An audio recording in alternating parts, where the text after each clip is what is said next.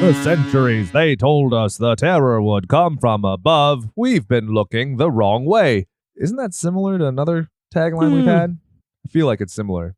Oh, also the other one, Fear Underground. Also, This is Slashers, a podcast about movies and horror for those who love horror. My name is Jake, and with me, as most of the time, is my esteemed colleague, co-host, and cohort, Brian.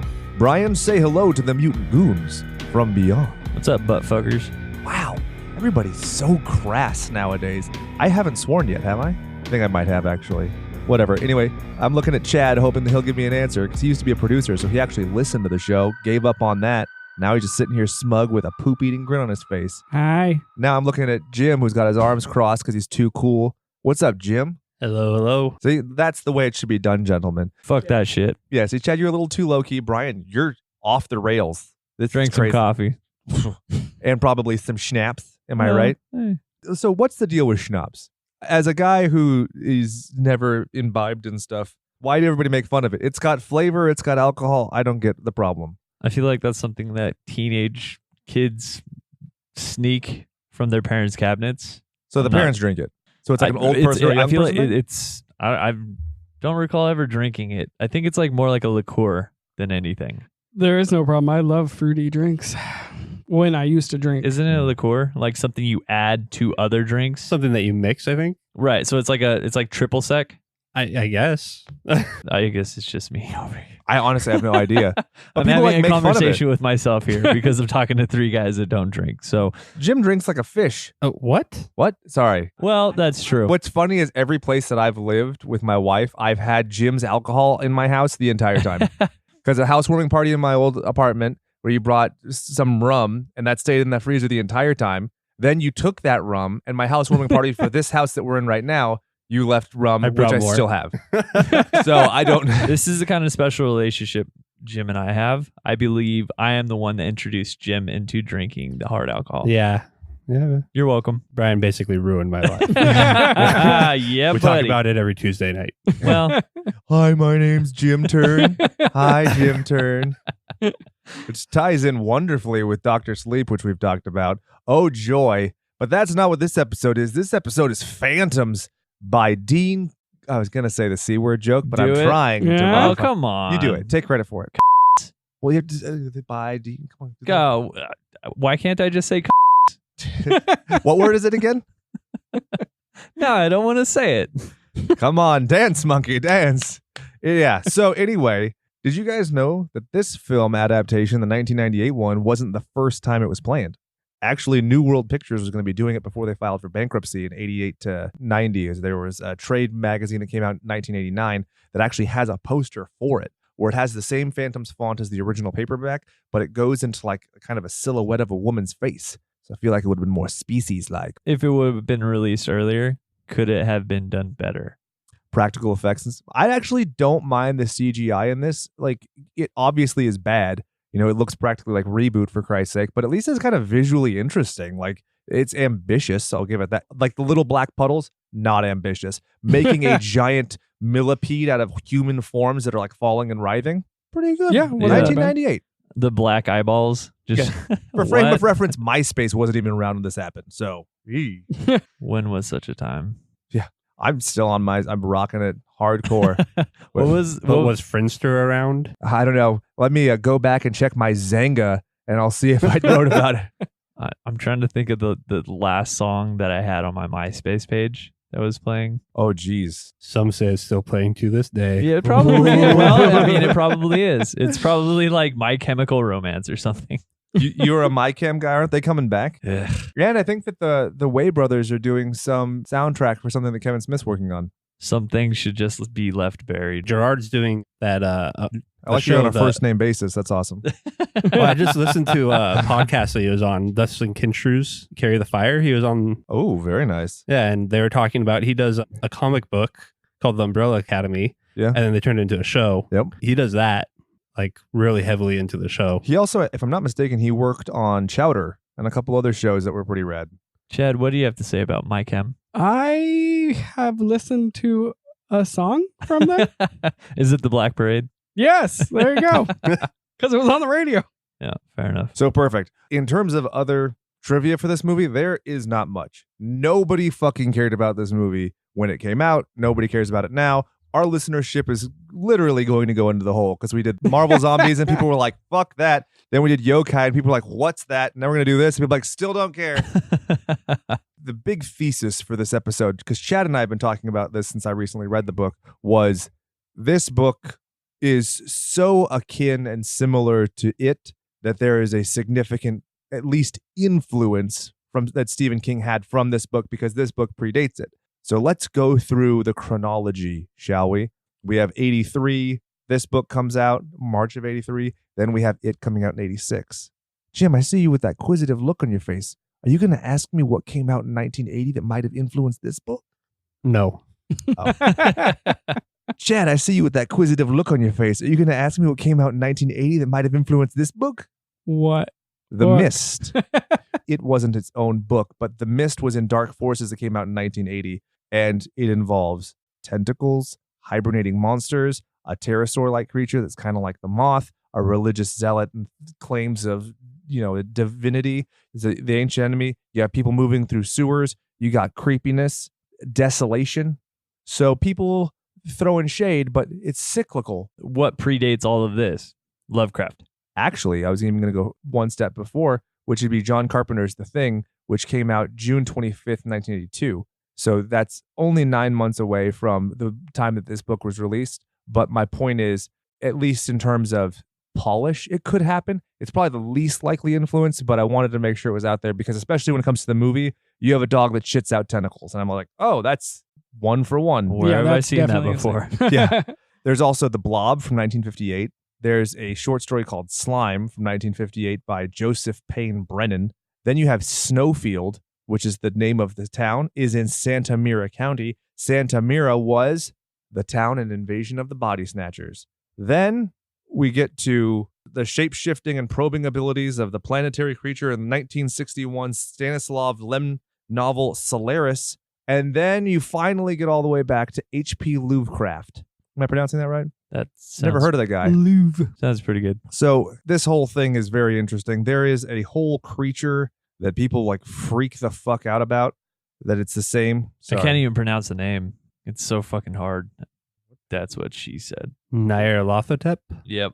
That thing? Yeah. I read it and I'm like, I'm not even going to say that. I was looking for a pronunciation. I couldn't I don't find even fucking know. But I saw something that associated that name with Cthulhu. I'm like, I know that name. That's because they're both ancient ones together. Right. So in Phantoms... they're considered like the other gods? Correct. Right, okay. So in the book, they even talk about there being other ancient enemies or whatever. So the similarities between this and Nyarlathotep are they're ancient shapeshifters. You have one that has this form of yellow slime, one that has the form of petroleum jelly, one takes the form of a bat-like creature, one takes the form of a moth-like creature. Both suggest that they're not alone. And then one has an avatar, Abdul Al-Harzed, who writes the Necronomicon, whereas Nicholas Flight writes the book for the ancient enemy. So would a Wendigo be somewhere along the same lines as something like this? Wendigos and skinwalkers are the two that people correlate them to the most often. Interesting. Oh, yeah. So all this plagiarism being considered, I wanted to talk about this really interesting thing. There is an author, Pauline Dunn, who it was actually sisters Dawn Pauline Dunn and Susan Hartzell collaborated, and they created two books, The Crawling Dark and Demonic Color, in 1992. A homemaker, some housewife with no shit better to do, named Lizna Kuzminskzuk, reads them, and she's like, what the fuck? She freaks out, literally calls up the publisher for Dean Koontz, gets a hold of them, and Koontz hears what she has to say. She creates, I think it's a 4-page single-space document that she sends to him where it's like verbatim sentences, paragraphs, where it is just stolen work. Sends it. The publisher, G.P. Putnam and Sons, they write to the author. The whole thing. Isn't it crazy how once upon a time there wasn't the internet and you had to actually have somebody do all this fact-checking shit?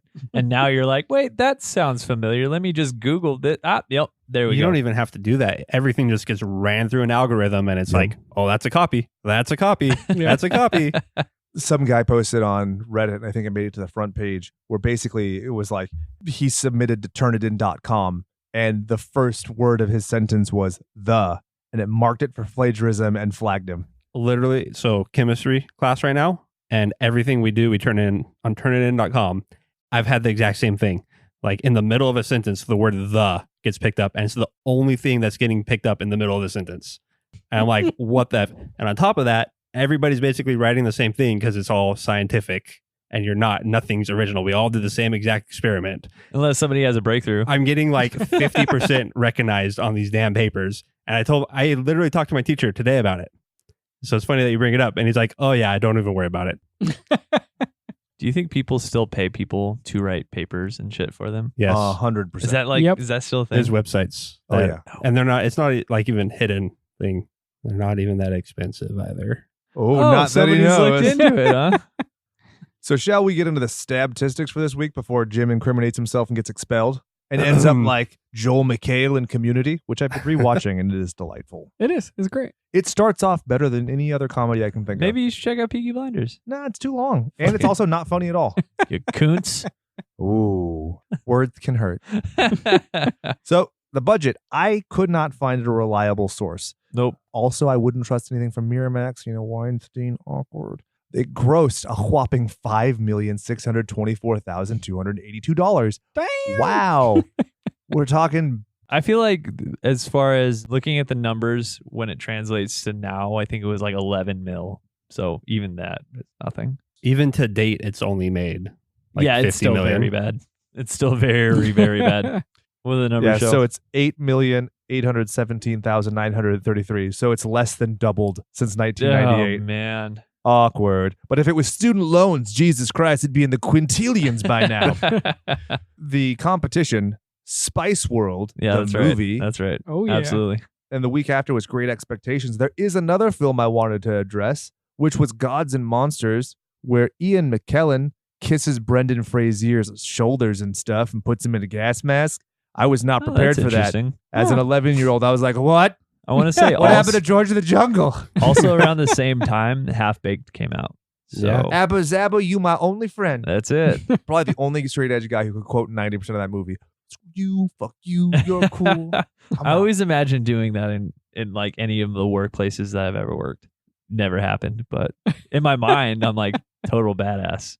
I want to do the reverse of it, where one day I just fire like 5 people at the same time and be like, fuck you, I'm out. But then I like, no, but seriously, you guys have to get out of my building. You're like, nah, I said I'm out because I gotta go poop, but you guys are all fired. Yeah. Raise your hand if you have a job. Whoa, Tina. Not so fast. So shall we talk about the run time? 91 minutes. Still too long. It did. It Yeah. felt long.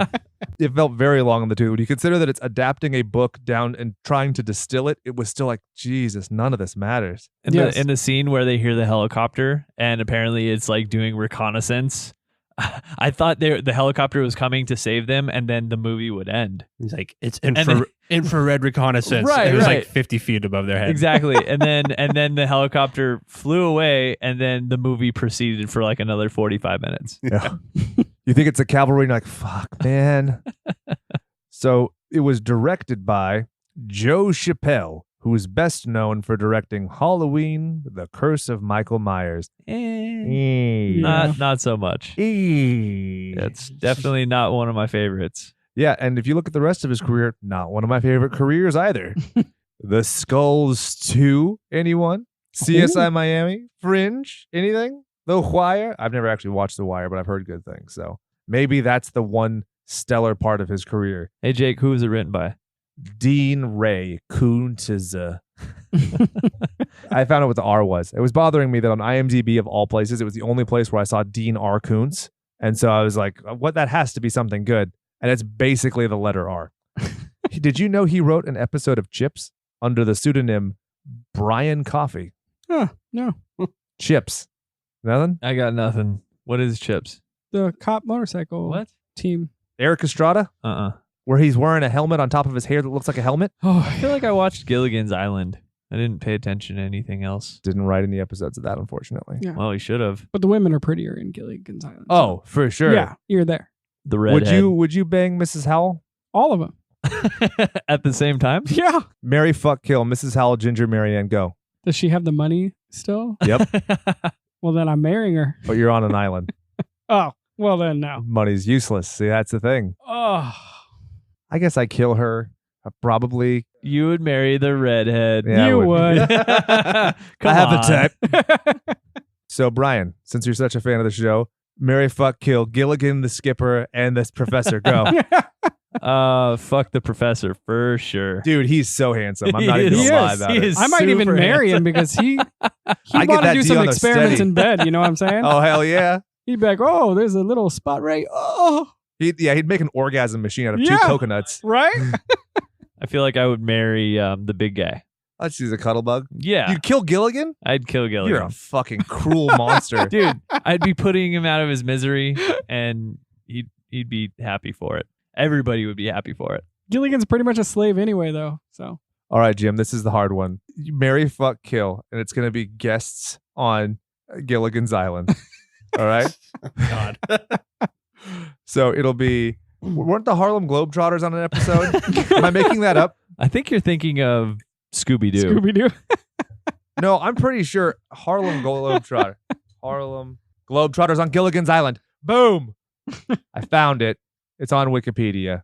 So marry, fuck, kill the cast of the Harlem Globetrotters in 1981. Come on, you obviously have this committed to memory. Don't stonewall So me are here. you suggesting he What? marries and then fucks and then kills all the same like cast? No, I'm asking him to Wait, spit, how many pick it- people are on the team? I don't. And Basketball's how would 5? he know? And I've seen who them. is I on think the team? Jimmy's the one that's going to get fucked. Oh no! Actually, Ouch. Scatman Crothers was on that episode. How weird! He played Dewey Stevens. I mean, Jim's gimp suit would definitely go into effect. Would it be red, white, and blue? Oh, they'll make you whistle, boy. It's So- like rubber latex. They just roll them up like a basketball. or fruit leather. Yeah. Yum. So it was written by Dean Ray Koontz, and he didn't know what he was doing when it came to screenwriting, and you can tell. Like they It consolidate. is so bad. He consolidates a lot of stuff, but he still thinks that like people will say out loud shit that'll sound cool, and you're like, that doesn't sound cool at all. That sounds bad. Yes, very bad. So apparently, when Koontz was a young writer, he and his wife had like a bargain where she would support him financially for a year, and then if he didn't make it, that he would quit writing. But he made it, and then he supported them for the rest of their lives. They were married in 1966, but instead of posting pictures of he and his wife in his book sleeves, it's he and his dogs. Yep. Awkward. He was once a high school teacher, much like our homeboy Wesley Earl Craven. And then my last note on Mr. Koontz is he was the executive producer of this film. I don't Very know good. what executive producers do. Sometimes you hear about people who are like super involved in everything, and sometimes it's like a ceremonial thing. I think this is definitely more ceremonial, considering his name appears in the opening credits 2 separate times. Might not be. I think it's 3 separate times, actually. I mean, with how it turned out. And Oh, yeah. It looks bad. It looks worse than that show Eureka on Sci-Fi. It has like this weird frosty kind of look to it, and it's, I don't know. It looks like a soap opera, but Yes. bad. Yes. I can see compared it that. to Gilmore Girls with my wife because I compared it to that when I did Thanksgiving too, and she was like, "How dare you?" And then she was like, "Actually, kind of, especially with the friggin' town pieces." That impersonation is pretty spot on. I like it. I'm pretty well I'm pretty well rehearsed in it. Rehearsed. Hearst. I'm dead. What? Anyway, the music was by David C. Williams. The only reason I threw him in there is because he did No Way Back in 1995. And as you can tell by the sweet cover that I put on the notes, you have Russell Crowe with a fucking sweet ass bowl cut. And those jeans, though, they look like they're about to rip off his legs. And if they're not going to rip off naturally, you'll rip them off with your teeth. Well, Marry, fuck, kill Russell Crowe, David C. Williams, and Russell Crowe's pants. all Russell Crowe's pants. Thank you. Awesome. Makeup by Howard Berger, Bob's Burger. Yep. Special effects makeup supervisor. Did quite a few different movies. They're Yeah, big pretty ones. fucking good. You got Reservoir Dogs, Army of Darkness, Pulp Fiction, Casino, From Dusk Till Dawn, Scream 2. Apparently, he has over 180 makeup department credits. He won an Oscar for The Chronicles of Narnia. Wow. So, knows his shit. I'm impressed. Yeah, considering he's like, well, I guess I'll take time off from doing like legit movies and do this. He was like, "What's our budget? I can work with it." Well, We'll figure this out. Are we ready to do nicknames? Nicknames. Prick name. Absolutely. Let's get into it. So one quick thing that I really wanted to touch on, just because I don't know if you guys caught on to it, the budget and everything for this movie was fucking doomed. We didn't talk about it very much during the competition, but like Titanic was still in theaters. So there was no way this movie was ever going to work. Right. So just as a forewarning, like when we're speaking down of it, like even if you're sentimental about it, you probably develop that sentimentality like 20 years later because you watch Jay and Silent Bob Strike Back and they're like, yeah, it's like what's the problem with it? But no, nobody at the time was like, this movie's great. Roger Ebert gave it 1/4 of a star, if I'm not mistaken. So just bear that in mind. We're going to make fun of your favorite movie. Or if you don't like this movie, just join We're in. making fun of a bad movie. So Yes. Peter O'Toole as Dr. Timothy Flight. Brian found out his middle name, which Yeah. I thought was O, but it's actually not. It's actually Seamus. So I feel like we should call him Seamus. Anybody whose middle name is Seamus, that's what you should go by. I was going to call him Peter's A-Tool. Well, that also works. What do you think, Jim? What do you got for him? Mr. Science Man. Yeah, right. I didn't get anything from. Okay. Okay. I just well, I wrote what movies is in. I was gonna call him Troy or something, but Okay. sure. How about we I can like Seamus though. we call him the wee baby Seamus. Wee Baby Seamus. I like it. Rose McGowan as Lisa Pailey. She is bland as fuck in this movie. Mm-hmm. This is at the height of her popularity. She just got murdered in Scream with the garage door, and then she does this movie, and I'm like, ugh, stop talking every time. You got anything for her, Jimbo? You got anything for her, Chadzo? Bored. That's how every time she used to talk, that's all I was. Yep. So I wanted to call her works. Joe Camel, but bored is fine. We got Joanna Going, Gone as Jennifer Pailey, MD. Yeah, this is where I'll take over. I, for one, thought immediately when I saw her, I was like, oh, Alyssa Milano's in this. And then I had a second glance. Nope, yeah, it's not her. So Definitely not. I was going to call her poor man's Alyssa Milano. I like totally that. get that. Or not Alyssa Milano. Yes. we can call her Nam for short. Damn, I like it. We got Liev Schreiber, the best thing that happened in Wolverine Origins when he was Sabretooth. He was He's- also in Scream, right? He's been in a bunch of things. But yeah, he's Cotton Weary in Scream. That's right. Goon. What? Yeah. He's awesome in Goon. Yeah. That fucking mustache and that mullet. Oof. But he's in a bunch of good movies. He's Like, have you seen definitely- Defiance with Daniel Craig and him? Yeah. The Jews in the Forest? Super It's really good.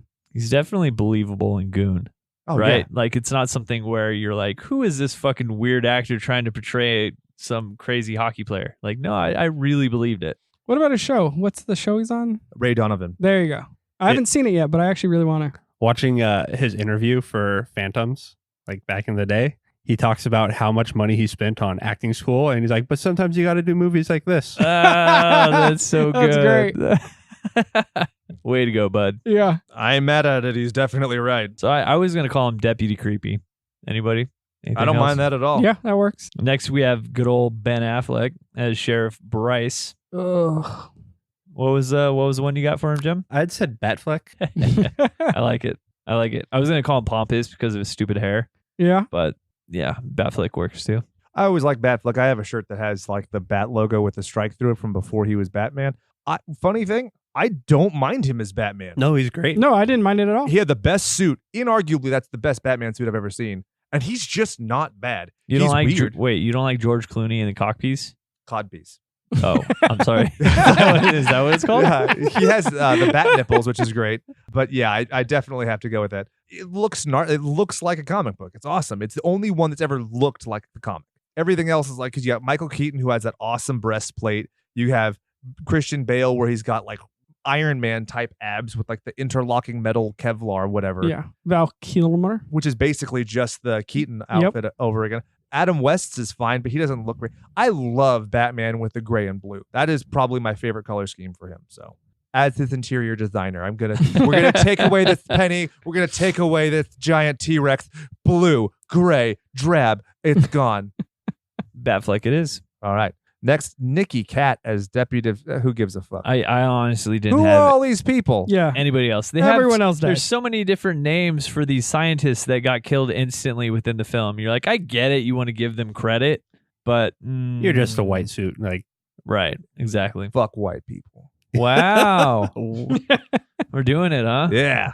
No, we're Dude, not. I love it. I've absolutely loved trolling people who think that I'm like somebody of a different ethnicity while talking trash on white people and trying to square. Did I tell you about when I was in law school? I used the term honky, and my white ass professor was like, "You can't say that." I was like, "Yes, I can, because I just did." First Amendment. You ever heard of it? Fair Maybe enough. that's why you're teaching civil procedure and not fucking constitutional law. Am I right? Come on, Jimbo. Is that law joke? I don't get it. I was like, do you hear a cricket in here? What's an amendment? Jim, do you want to do the recapitation for this week? Or no, Chad, do you want to do the recapitation for this week? Jim's like, Sure. fuck you. I guess I'm not going to do Because it. he's going to do the sleigh by He's play. gonna do the I can do sleigh I by was sleigh going play. to edit this all out, but now that charming little laugh of yours, I have to leave this bullshit in. I always imagine when you laugh that somebody's like sitting on a train, like, I hate my life. And then they hear your, and they're like, oh. Is that how it sounds? Yeah, to me. You have to bear in mind, I've heard all of you speak way more than even your significant others because I have to edit this fucking show. So anytime one of you guys want to take over, by all means, you can criticize my laugh, dog. Knuckles. Still got him to fist bump even though he's glaring at me. Chad, what's up with the recapitation, dog? So, sisters hang out. No, two sisters that have not seen each other in a very long time move up into the Moving on up. mountains because her mom died or their mom died. Not in the whatever. goddamn movie. Or We're did not they? that's right. Or talking did about your they? stupid That's booklet. the book, which is so much better. Anyway, they get to the town. The So town's much better. all gone dead. So what? Is it? You said so much better. It's better, but is it so much better? It is so much better Whoa, than the movie. check your emphasis on this. Okay. Anyway, they get to the town. Everyone's missing, and body parts are left randomly. Then they start getting attacked. Sheriffs show up. Whatever. Ancient demon, enemy, thing, creature, underground. And that's pretty much the movie. Also, FYI, it's going to be very hard for me throughout this episode not to refer to it as ancient aliens. So if I make that mistake, just let me leave it. Yeah. Have you seen the progression of that dude's hair? Well, like the first season of Ancient Aliens, he's like completely normal, and then by the end of it, he looks like a goddamn peacock. Do you think at first he was super offended by all the memes and then he just kind of embraced it? You have to. Right? You're like, you know what? Fuck it. Let's just keep it going.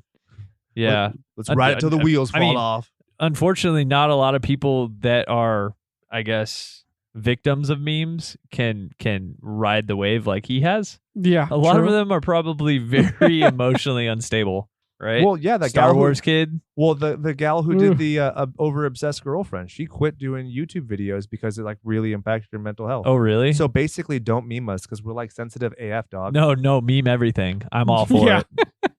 All You right. can meme the fuck out of me. That's cool. Keep it in your pants there, bud. Coming off a little thirsty. Whatever. So this is Jim's turn to. All right, sleigh by play. So the movie opens with the two sisters, Bored and Nom.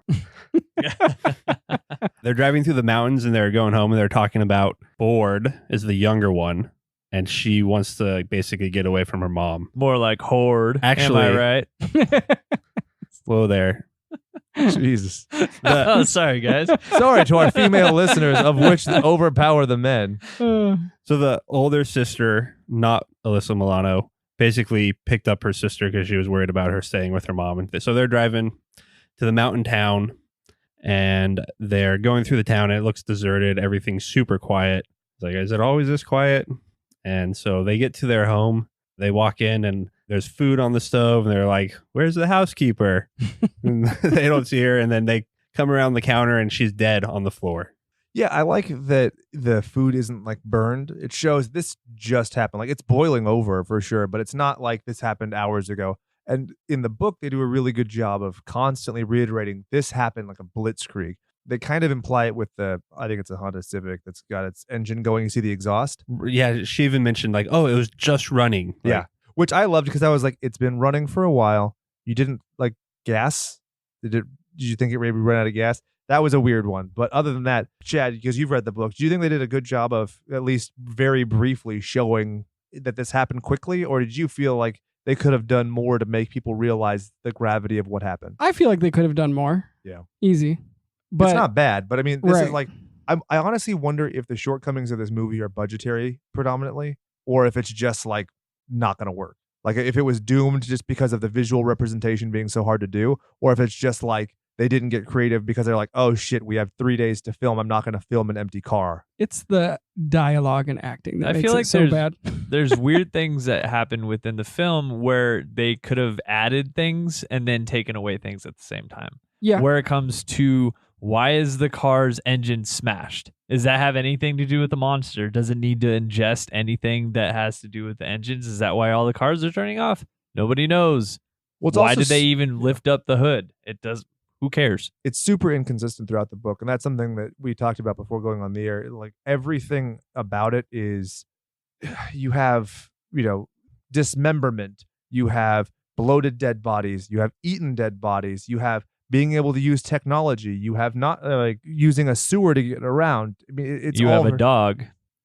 well, and then also like you even get a glimpse into the consciousness of animals that get killed are killed by the phantoms. oh yeah, in the book too. Right. That's a sad scene. The fox. The fox. Yeah. Yep. I still remember that, and I read this book like a month ago, Yeah. or like 3 books since then. And I still remember that goddamn fox.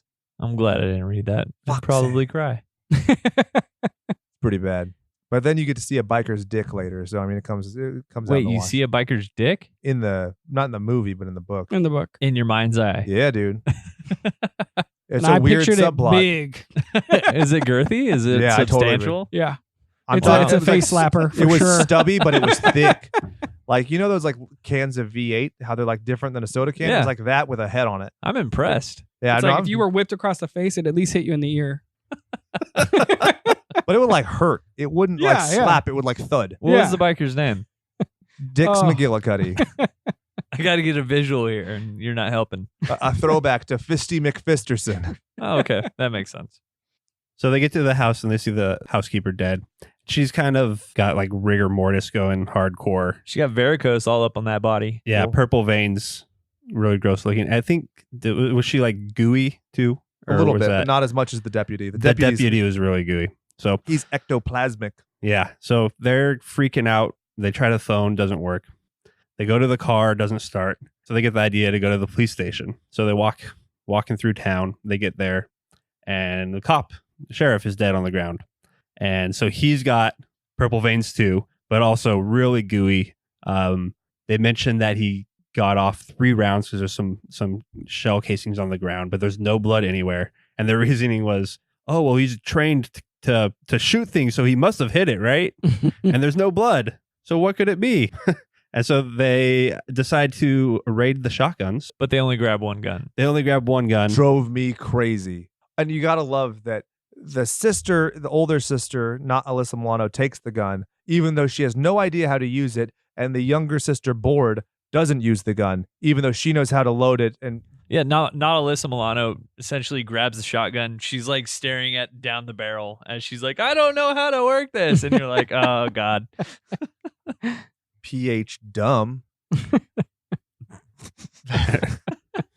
And her reasoning for knowing how to use the shotgun was, see, LA's good for something, Da da da da da da. You totally see people with shotguns around LA. right? Come on, dog. Get me an Uzi and a Beretta. Bada bada. John Woo film. Have some doves fly out from behind me. Bada, it was a firefight. That's what I do every time I walk through downtown. I Such a hated good that movie. How dare you? How dare you? Well, Which one? I whatever. mixed like 4 movies right there, you realize. Boondock Saints. Yeah, I was Oh. talking about John. Okay, Boondock Saints I like. Which one did you say you didn't like? I thought you were actually referring to the Leonardo DiCaprio remake of Romeo and Juliet. Romeo and Oh, Juliet. God. I was like, I hated that movie. Capulets. No, I'm talking about John Woo films, which I think are, I'll say 80% amazing. Yeah. Did it bother you and drive you crazy that the intro is basically the intro for The Shining when they were doing the scenic shots and it was just bad? Yeah, it really is, huh? Did it distract you that she used a car phone that had a cord? It distracted me that she was about to light up a cigarette. Like, how the fuck? How old are you? Yeah, in the book she's like 14, Mm. which makes the whole Stu Wargle thing way worse. Yes, and they definitely focus on that in the Well, book. Because why wouldn't they? Yeah. In the movie, did they even establish that she's... Are you guys sure this isn't written by Stephen King? Oh, They no, didn't talk about her there's- nipples enough. Yeah, exactly.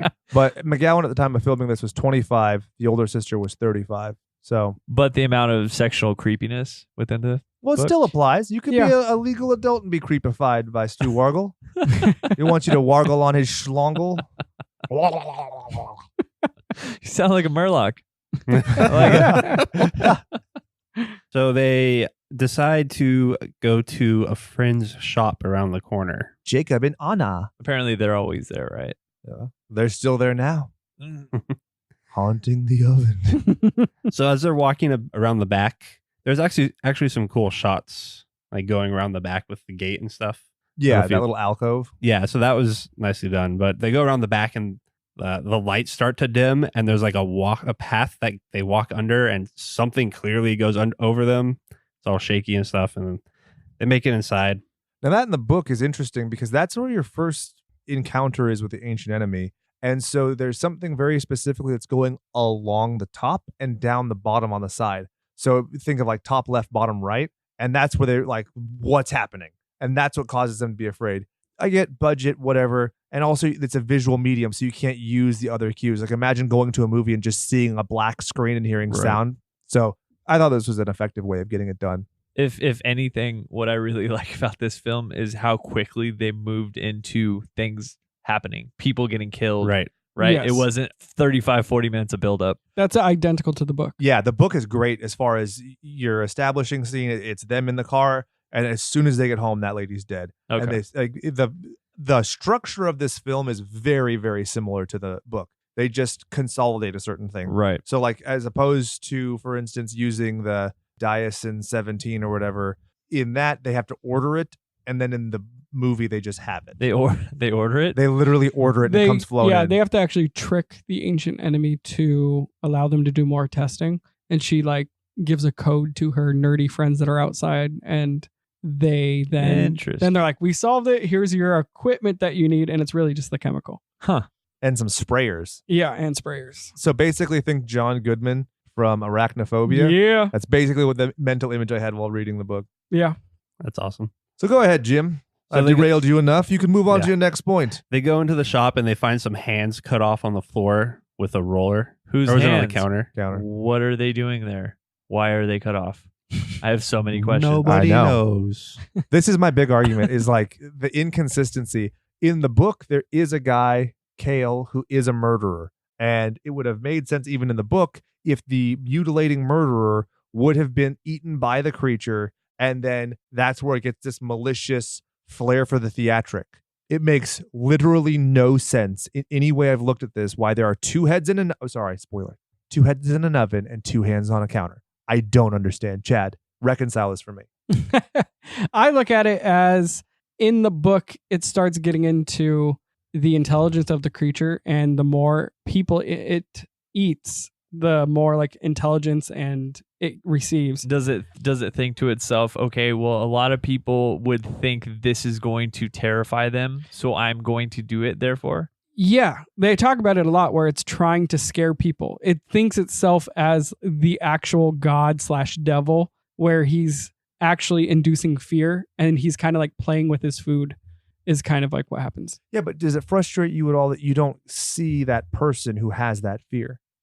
I feel like if you even established there was one person who was into like true crime, you justify it. Right. Or Right, if they I get watch, that.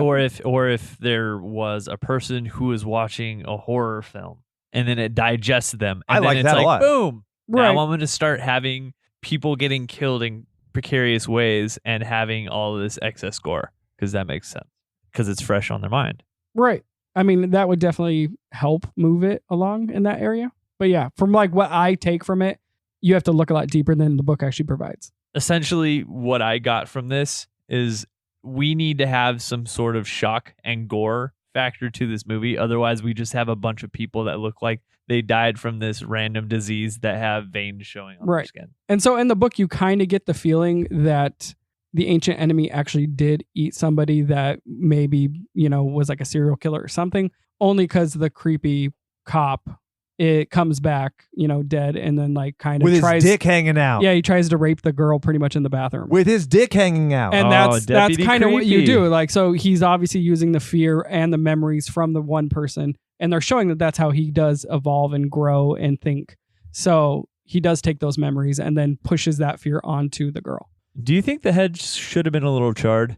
Yes, they've been in an oven for 14 hours. I mean, Actually, it hasn't been 14 hours. That's the point, is that because it just dings, happened. it just got ready. I will say I do love the little splatter of blood on the pumpkin pie, and then the heads fall out. You're like, ew, that's gross. Oh my God. There's also not supposed to be any slime on the bodies. Mm-mm. Not in the book. It's supposed to be water. Yep. Lots of water Yes. For because of the digestion process and everything and the Yes. way it gets around. It's like when it comes out of the sewers and whatnot, and then it's sucking out the stuff of the people, it purifies everything and distills them. So it leaves the water behind. It leaves the metal behind because it's indigestible. It basically sucks all nutrients out of everything and then just leaves water.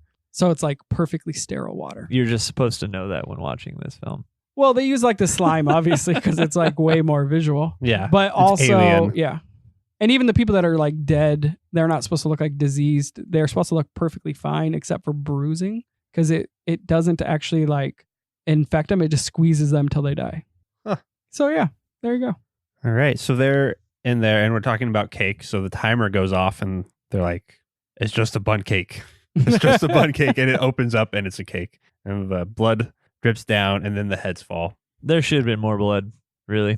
2 decapitated heads. Oh yeah, Just 1 or 2 little drops of blood. I agree. Yeah, well, wasn't in the budget. So after that, the phone rings, and without even answering it, just there's some like weird sounds. Kind of sounds like voices, but like distorted coming through. What's your favorite scary movie? Not this one. Yeah, and you have multiple actors from that in this. So. Right. And so they decide to leave, or do they run? They scamper. Well, did you Scamper. talk? Well, what happens with the phone? Well, yeah. So the voice. The noises and the voices. The voices Yeah, come the through. voices. And then, Definitely watch this movie with the subtitles on, because it's like it's not English and it clearly says like muttering. And it's like what? That's pretty good. I like it. Yeah. I hope I got you guys into subtitles because I feel like I'm getting everybody into subtitles. Oh, Or I've did you always had to. have watch Yeah. stuff with subtitles? Once your kids go to sleep, Oh you my have to turn them on. I always have subtitles on. As soon as I started living, I think I've watched basically everything with subtitles since I was in law school. Oh, really? Because the only time I'd have to like watch shit would be when everybody else was asleep, and so I'd either do that, and then you have to have one earbud in with porn, and then how do you follow what's going on the TV show? Subtitles. Once upon a time, Michelle was like, Brian, let's just throw on subtitles. So I can't hear everything all the time. I'm like, you're so fucking old. Whatever. Let's do it. And now I'm just like, Huh? can we just throw the subtitles on, please? That would be great. So next is we have the 2 girls walking down the hallway. They're trying to get away from the kitchen area, and the lights are dim, and you see somebody walking behind them. And they walk into a room, and the lights come on, and it's all the sheriffs. Do you think it was Deputy Creepy behind him? Or was he in the room? He enters the room from a different angle. He's in the hallway area. So it was him. I don't think it's him. I think it's the alien. Oh, you Or think the it's Alien? ancient Stalking the alien. prey. See, I told you I would do it. There's Yeah. the first alien. We didn't say anything, but you corrected yourself. Though. I don't know. I think it was one of the sheriffs behind them. Sure. The other guy. But Oh, yeah, with the the- pedo mustache. That's Yeah. the trick. You think that the pedo's going to be the guy with the mustache. It's not. Maybe they both are. Who knows? Yeah, Tag so team. so they run into the sheriffs, and Deputy Creepy and Batfleck and another guy, Pedo Stash. Pedo stash. And this is where, and then Deputy Creepy cuts back to him. He's looking at the heads in the oven, and he's kind of smirking and laughing about it. Like, Yeah, you definitely feel like something's going on with this guy. Yeah. He's not all there. This is the first time I'd seen the film, and I was thinking that he was an alien right off the bat. I'm like, okay, he's definitely not like the other deputies, right? yeah, and his weirdness just ramps up. Yeah, exactly.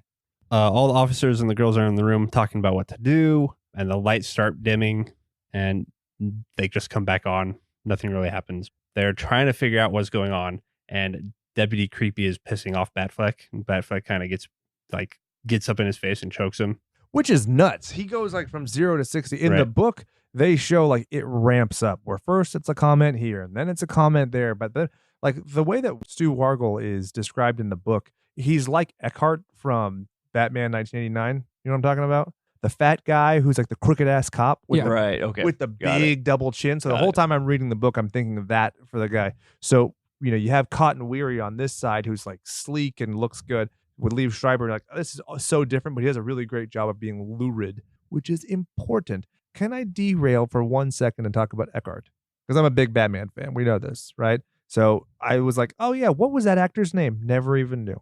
His name was William Hootkins. William Hootkins has probably the nerdiest, best career ever. Check this out. Star Wars A New Hope, Raiders of the Lost Ark, Flash Gordon, Steam Boy, the Evil Dead video game, and Superman 4. On top of course, Batman 1989. Fuck, dude, that's awesome. You're not as excited as I expected. Well, go ahead and move on. All right, so they decide to leave, and they're walking down the street, in the middle of the street, and this is where the officers are all talking to each other about their background and how Batfleck used to be FBI, so what is he doing here? And he went to Harvard. Color me impressed. Mm-hmm. Must use that scholarship from the Wayne Foundation. So as they're walking down, there's a shrill whistle starts blowing, and alarms and sirens start going off, lights are flashing, and then everything goes off. Lights go off, it's completely black. Why? This is why. And then everything was off except for the inn. The lights at the inn were still on. So it was like trying to get them all to go. It's drawing the attention to the inn. So Deputy Creepy runs off to the inn, and Batfleck stops him, and he's like, "Are you okay? Like, I just choked you out, but are you okay?" Yeah, I really care. Man, bro to bro. Like, bros fight, but still bro. But what's crazy is, like, right before all the horns and everything go off, they comment like, "Oh, I don't even hear barking or like any birds or any sounds," which is true, again, true to the book. But I don't think they do as good a job in the movie of making it seem as like cacophonous. It's just like mildly annoying, but in the book, it's like frantic, and they basically flee. Which, you know, again, it's something where I don't think that you could do that with a small budget. You could just edit it better and shoot it more tight. But in this, I get that you're trying to make it look barren, but it just looks weird. How funny is it that they're like, "Wow, you don't even hear a dog or anything," and then later on, "Oh, hello, dog. What? You somehow made it. Sweet. What's up, dog?" No question. I trust you entirely. That actually goes to a Dean Koontz quote, if you would like to hear it. "One of the greatest gifts we receive from dogs is the tenderness they evoke from us. But after watching this movie, every time I see a goddamn Labrador, I'm going to kick it in the snout." Pa! I'm going to start rubbing it on its back and being like, "There are some weird bumps there. You're a fucking alien." Just go straight for it. I'm going to get some Biosin 12 or whatever the hell it is and squirt you. It's in the goddamn movie. It's what they used to kill the thing. That's an actual compound, right? Yep. Yes. Created by an Indian geneticist or engineer. And if I remember correctly, I did a little bit of research. He actually tried to put a patent on it, and they denied it. Yeah, they actually talk about it in the book. They go into great detail in the book. Yeah. Apparently, like, they're like, "Nah, fuck you, dude. You can't put a patent on a living organism." He's like, what? What about all these other patents? Yeah. But I think in the book they said that they later gave him the patent No, he does get it is a genetic, or it's like a created compound. Exactly. Right, it's GMO. It's like the first GMO patent. But they give him all the credit, but then meanwhile, he created it, but it could only live in very specific conditions. So he's not the one who made it like basically weaponized or whatever. Other people had to come in and make it so that it could live outside. Well, of I feel like a vial. what he did differently compared to what was already out there was was it something like he like hot flash or not hot flash? I don't know what the term is, but like he heated up the substance to a point where it merged with the other specimens, because for some reason they were all attacking each other when they would insert it into the oil. But if you heat it up to a certain temperature, they all kind of cohesively, I guess, came together and attacked the oil. If that makes any sense. Or I'm just making all this shit up. But maybe a little bit of both. Hey. So they're obviously being led to the inn. So they get there and they're checking out the rooms, seeing what rooms were booked and stuff. And this is where Deputy Creepy starts talking to Batfleck again. He's like, "Where do you want to start, Chief?" So he's acting really weird again. And music starts playing from upstairs. Patsy Cline, I fall to pieces. Mm-hmm. Why? Why is it Patsy Cline I fall to pieces? Is there an emphasis, or is there related to anything in the book? Do they play that in the book? Yeah, well, I don't. It's music in the book. It's music, but I think I that don't- it yeah. fits here because the pieces being that they're different, like drones and stuff. That's what I took it as. It's a huge entity that's basically bigger than the town underneath it, but then it's the very specific little things that go out there. Oh, okay. That makes sense. And also, it's been dismembering people by this point, so Hands, heads. your So- one-stop shop. If you chop till they drop, get them up. Head's not on top. Let's kill some cops. Whoa! Oh. Cop killer over here. Body count. Sorry, I'm just throwing it out there. I mean, So they decide. FYI, don't listen to this show if you're being pulled over by the police for speeding. fuck the police. Fuck the Never mind. Listen to some NWA over here. Sorry. So Batfleck and Creepy go upstairs to investigate the music, and Batfleck is opening the door in one of the closet in one of the rooms. He hallucinates a kid pointing a gun at him. Because the kid thinks he's R. Kelly. Oh, no. How about that? I up the stakes. Talking about cop killing over here. I'm talking about PP Man. Well, yeah, definitely did some of that. What do you got, Jim? Could you recover from PP Men? Yes. So Creepy Stu is Creepy Stu, I like it.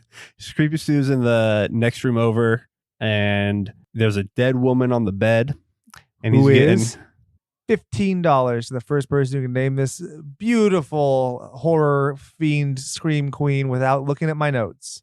I got nothing. Linnea Quigley. God damn you. Did you really do it? Yeah, I didn't. I had no idea. I swear to God, you want to look at my notes? I don't care. Since when do you know who Linnea Quigley is? Well, we saw her at Midsummer Scream, Fuck. and Mhm. I owe then you $15. and then Fuck. and then the movie that I recommended that Johnny recommended us watch earlier. Night of the Demons. I was looking it Yeah. up, and she's in it too. Yep. So I just threw it out there because she's the only person I ever know. For Jesus Which Christ. is her- What just are the that odds? Well, she's one been in person. so many horror movies. Right. That, yeah, I was the gonna say I odds are know actually pretty exactly good. who she is, but I don't know her name at all. Well, Jim, I'll Venmo you sometime. Hey, this is a great time to plug Patreon. If you want to support us, you can help get me out of debt with Jim. $15 for at least 1 month. $15, little man.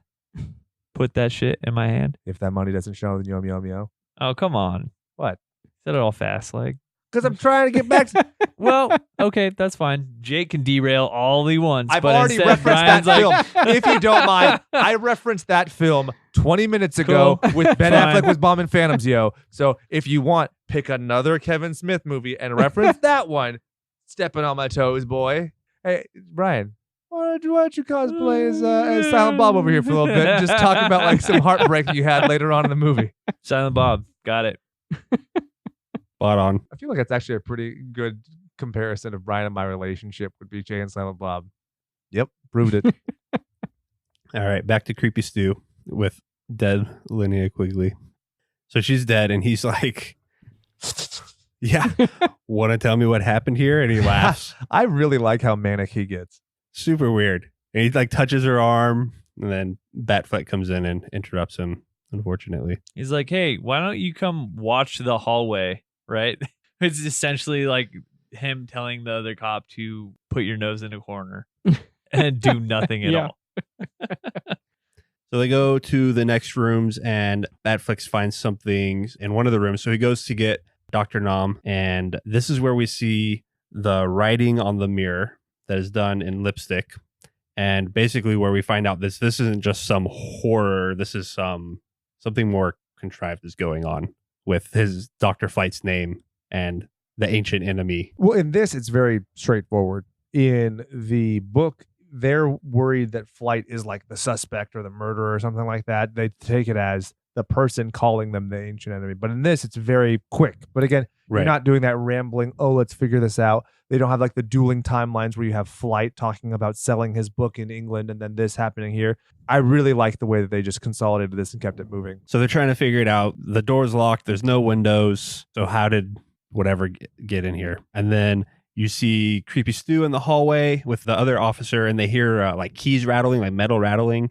And all of a sudden, there's a big pile of metal objects on the bed. And so they all come in, and they're looking at it. There's teeth. There's a pacemaker.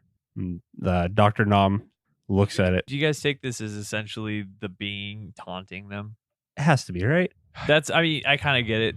that's the idea, especially later on in the film, where it just is like, I'm the all-knowing God that can control everything. So I don't know. That's what the book does go through. Like the creature does taunt them the whole time and scares them, talks with them more. Like starting with the phone call, it does like sounds of all the different animals that it's ingested, and then it goes into like a person. So it's doing all this stuff, showing them like what it is kind of. And yeah, in the book they come across a pile of metal just the same. I imagine, and that's like, where they come across with the bullets too. I imagine like an ancient being like Stuart from Mad TV, and it's going, look what I can do. Look what I can do. Look what I can do. And they're like, wow, that's really cool. Right? For you can eat metal. But in the book, it's kind of presented like, oh, it's the mystery. Like, what is this? In the movie, it basically comes across as like, look, like you ain't shit. Like all of your worldly possessions don't mean anything. Right. But you have to kind of look at it as the creature is a child when it's been living for this long, and it's only come across humans with the brain capacity of language and all that for a very short time. Super short. So this is basically him getting consciousness and being like, hey, I can eat all these little people walking around. I am a god. And so that's kind of what it is too. It is like this thing in an infant sort of way. God in its adolescence. Yeah, basically, pretty much. yeah. Because this thing's been around since the dinosaurs. So this and the Pennywise creature are so similar the way they're presented in terms of like living for eons, being shapeshifters, eating, then hibernating. It's like a 1-to-1 parallel. And the thing that's frustrating here is I get that you want to keep them vague for the sense of mystery, but you lose what could be a very interesting psychological development if you would have stuff like, let's say, the ancient enemy eating a serial killer, and that's why it has that flair, or this or that, because it's implied in the movie like, oh yeah, it's because of, it ate man, and that's what made it sinister. But they don't go far enough into that because they're trying to keep it cryptic. Very vague. Not to mention, it's just dropped at the end. Yeah, like exactly. This is what happened, or that's why this exists. Right. And the book pushes that through a lot better. It even talks about a lot about where there hasn't been that many disappearances, but the book says, well, these things probably live in the water, and there's been hundreds of species that have gone missing of like fish. Oh, that makes a lot more sense. So yeah, sense. it talks a lot about stuff like that. So you could see like a timeline better as well. And it develops because in the terms of human disappearances, you're talking about a span of like 300 years. But when you factor in this thing's been alive for millions of years, 300 years is nothing. Right. I mean, so would it be like a far stretch to say maybe like, I mean, this is a complete guess, but within the book, do they say anything about like Mariana's Trench or anything like that? Like, could it have come from that? Yes. They actually do mention it because it's like the deepest part of the ocean. That's neat. Yeah. I like it. And the fact that there are many of them. Yeah. They definitely say that they believe that there's more than just one of these things. So after all of the metal objects, they go back downstairs. They're looking for a guest in the guest book named Timothy Flight. And they turn around and there's a hand on the counter with lipstick, a severed hand. Because that's one of the things when they're in the bathroom, no way that it exited. And they're like, well, where's the lipstick that wrote it? And that's one of the things that is in the book. They like present the intrigue of like, she wrote it, but whatever took her or killed her didn't read it. So that's one of the things that like shows its development as it moves on, because later it uses language. Right. Because in the book, they're not worried. The person who's dying, the woman, isn't worried about writing in lipstick because it's not going to see it or even know what to do with it. It doesn't erase it. It just kills her. So it's kind of an interesting point that the movie's just like, whatever. So they mentioned that this wasn't here like right now, like it just appeared while we were here. They did the same thing with the metal. The metal like, that wasn't there. Right. Yeah. That was something that they threw in there. Doesn't Uncle Creepy, doesn't Deputy Creepy. Is there something you want to tell us, Brian? Right. Also, I don't want to talk about it. And also, somebody who's not getting invited to Thanksgiving. Brian, why are you putting your shirt back on? That's weird. This shirt will always stay off. Your nipples just got hard. Oh, God. That's a Stephen King book. Dark. There you go. No, but he actually says, hey, you want to see something cool? And I love that. And she's like, no. Yeah. Hashtag fuck no, bro. So after music starts playing, and then Stu actually starts whistling along with it. Which again, the manic nature that he has, we can all agree. He steals the show. The whole thing. Yeah. He might chew the scenery a little bit, but I mean, given the fact he's playing a crazy character, he's the best. Right. And obviously it's so hard to portray like what they do in the book because it shows him like slowly getting worse and worse. And this that happens, but it's just rushed and there's not enough like impact, I guess. And also it helps the energy of the film by having him be manic. Because in Right. the book, it's almost like he's like leaning back and petting his belly and like drooling by comparison. So Yeah. you're all good. They hear some screams of help, a woman screaming, and officer number 3 runs out. Officer number 3. That's pretty good. Pedo stash. Pedo stash. You have a name, sir. We haven't forgotten. So something swoops down and grabs him, and only his boots and his gun are like remaining. I love the gun spinning. Yeah. gun. Yeah, it's so cheesy. They all run back inside, and Batfleck calls on the radio, apparently trying to get the feds here. He's like, send everything. He's like, send everybody from that base and that base. Guard.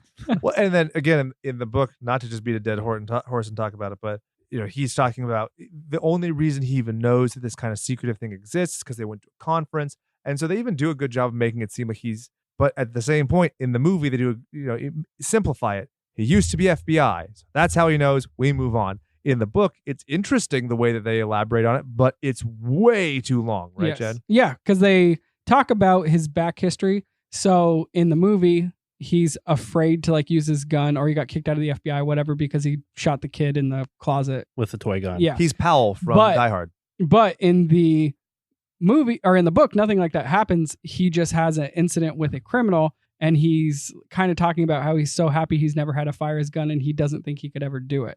He was basically saved by someone else when he was supposed to shoot somebody. And he kind of thinks of himself as a little bit of a coward. Yeah, exactly. To where he gets like, oh, I can shoot these things because they're You said not really people. you said Pal and Die Hard. Isn't it Lethal Weapon? Isn't it Lethal Weapon where he shoots a kid and he can't ever shoot his gun anymore? It's Officer Powell. Twinkies. Twinkies Ding the big, dongs. yeah. He pulls his gun and saves his so life. it's in both. It's in both in Die Hard and in Lethal Weapon. Danny Glover, yeah. Danny Glover shoots a kid and then he doesn't ever use his gun. Toy gun, yeah. Huh. Just thought about that now. Die Hard ripped it off. Die Hard's 88 and then Lethal Weapon's 87. There we go. If given a choice, I would watch Lethal Weapon over Die Oh, Hard. for again. sure. No, Chad? Oh. I'd watch Die Hard. Well, I mean, you kind of do look like Bruce Willis. Same kill count too. Moving on. Batfleck is calling in the feds, and the same creepy, distorted voice sound starts coming through the radio, and then it cuts off. They're like, whoa, we don't even know if anything went through. Oh, we're fucked. Yeah. And then creepy Stu chimes in. He's like, guess we're on our own. And then Batfleck and Stu start going at it again. And then Batfleck's like, me. And the other guy's like, shmeh. And then this is when the Mothman comes, right? Or not? Shortly thereafter, yeah. They start loading some more their weapons. I don't really understand this part, because wouldn't their weapons already be loaded, or were they loading more weapons? Yeah. Okay. So this is the thing. You have 10 extra shotguns. They're loading them. Did they make it back to the sheriff's department? I think that's what happened. They went back. That's They there. went That's back. when the moth comes. Right. So they're back in the sheriff's. Correct. Now in building. the book, it's presented as having one big window. In this, it's a bunch of little windows. It's not as creepy in this to me. Like the idea, it's just a tiny fucking window. Like they shoot it, but like this is inarguably the slay of the game that comes after it. So like I'll give it some credit, but it's not as creepy. In the book, you're juxtaposing like the desolation of the town behind this big figure, and they present the moth as being a bit bigger in the book. Yes, much bigger. And the whole thing is, again, they start focusing on the development of the creature, because after this kill, they keep talking about like it's the people that like aren't believing in the creature, like saying it's impossible. And so it starts killing like the people to show they kind of make them believers of its power, sort of a thing. And that's why he's only doing one at a time. Right. Because he's already done an entire town. So there's no question he could kill them all at this time. Yeah. This is him being evil and exploring that. This is him showing himself and actually wanting him to be kind of feared and followed and stuff like that. Or her. This is her wanting to show she can be feared and respected. They refer to the creature as it for most of the book. Seriously, like 90% of it. 90% of the book, it's it. And then they, Stephen King wrote a book called It. So. It didn't come out till 3 years later. Bum, bum, bum. This is what's still so confusing to me. Who's afraid of a moth, and why is it now showing itself as a moth? Does it show itself as a moth because people are afraid of a giant moth? So it's not or is just a moth. It is a moth-like creature. So this is something that's just... What's What's making it want This to be this? is a creature it previously digested from like prehistoric The age. Mesozoic era or whatever. Right. So it's so it just got bored and was like, this is what else I can do. Instead of being like, well, I'm going to be a T-Rex. yeah, it could Basically kind showing of its permanence, yeah. right. It could turn into like whatever it wants, kind of a Why thing. the fuck didn't it turn into a T-Rex? Why not? Flight. Easier It's to more be shot. maneuverable. Yeah. Because in the book, this is the way that it flies around the room is awesome. It's just like the book. Yeah. They're freaking out and flailing around and shooting everywhere, and it's lift and wargle up. It's awesome. They refer to it as like being so fast, picking him up and dissolving his face with no time at all. And they're like, nothing could ever be that fast. Well, and he also rips him out of the room. Right. So it even goes outside. So they have to like follow, and they find this head where there's no face, no brain, nothing. It's just empty. No eyes. Yeah. It's That's so cool. rad. It's That's super pretty gnar. neat. I wish they would have gone into a little more detail as far as his face. Oh, When yeah. she's like inspecting it, she's like, wow, it doesn't even have the brain or face or anything. I'm like, show me the fucking close up. And nothing Show me happened. the gore.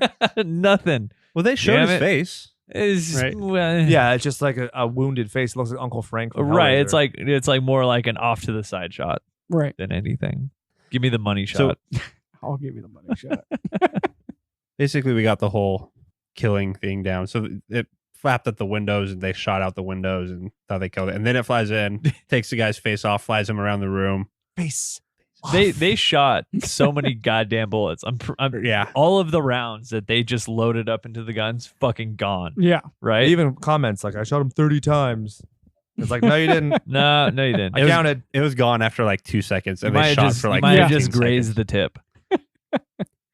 So after it kills him and it leaves, they board up the window, and this is where you get one of the weird lines from Board. So Where she's- fucking random. Yeah, She has like the she most says, like, random things ever. says it wanted the deputy first because it wants men like him most of all. Yeah. It's weird. And I think she's talking about how he's like creepy. It's compounding evil. Right. It's so Exactly. weird. It 'Cause- just came out so strange. Yeah. though. In the book, she kind of has the best insight into the creature, Yeah. where she talks about, what it's doing, what she thinks it's feeling and stuff like that. She comes up with all the theories, Right. like it traveling through the sewers and everything. That's all the doctor. Right. So- and so he's that cop, creepy cop is the one that's like, this is stupid. This is just some people. This isn't anything special. And that's why he gets killed. And she's like, it killed him because he wasn't believing. This is where some And fun that's back. the This stuff. is Oh, where some okay. fun backstory within the film would be nice. Exactly. Right. So yeah, this is the line that I got. It almost got Lisa. No, it wanted Deputy Wargle first. It wants men like him most of all. What do you mean it wants men like him? Well, it's the devil, don't you think? Come up from hell tonight? I think he wants to dance with us. And this What is the fuck? would you like Have you my ever danced line with the in devil in my the pale moonlight? notes? Okay, little miss, the Joker. Yeah. 1989 called. Do you want to dance with? You ever dance with the devil in the pale moonlight? I was like, what the fuck is this? Are you suddenly a noir film? Like, Yep. None of that is in the book.